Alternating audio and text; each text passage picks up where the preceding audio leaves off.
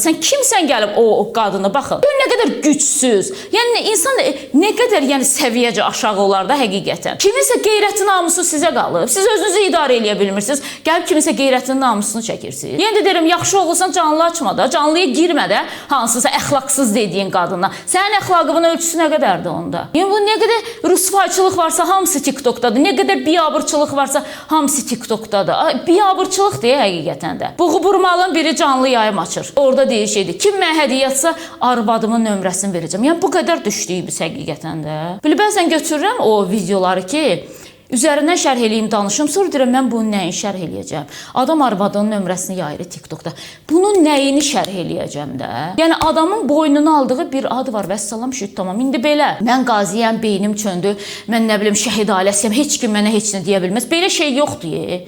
Qanun hamı üçün qanundur. Biz şəhidin ailəsinə, şəhidlərə görə hörmət eləyirik. Qazilərə də, düşmənimizdə vuruşduğuna görə hörmət eləyirik, amma bir yerə qədər, yenə də deyirəm, heç kimə o ixtiyar verilmir. Elə adınızdan istifadə eləyin, statusunuzdan istifadə eləyin. Kimi necə istəyirsiniz gəlin. Döyün, təpiyinizin altına salın, neyin. Yəni belə olan ətrafda tamaşaçı kimi duran kişilərə o qədər yazığım gəldi. Hərəsi bir ailənin başçısıdır böyük ehtimal, amma söyür adam dayanmadan qızın üzünə, o birisinə bax. Belə qəşəng də dayanıb baxır. Bəlkə də ürəyindən keçir ki, biraz da yağla, biraz da yağla.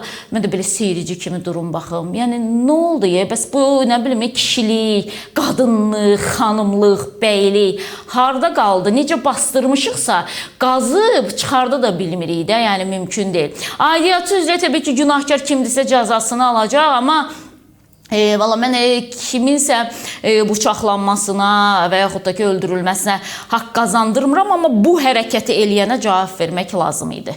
Şəxsən özüm də olsam onun yerinə bəlkə də daha artıq cavabını verərdim, çünki olmaz yenə də. O adı hörmətlə saxlayın.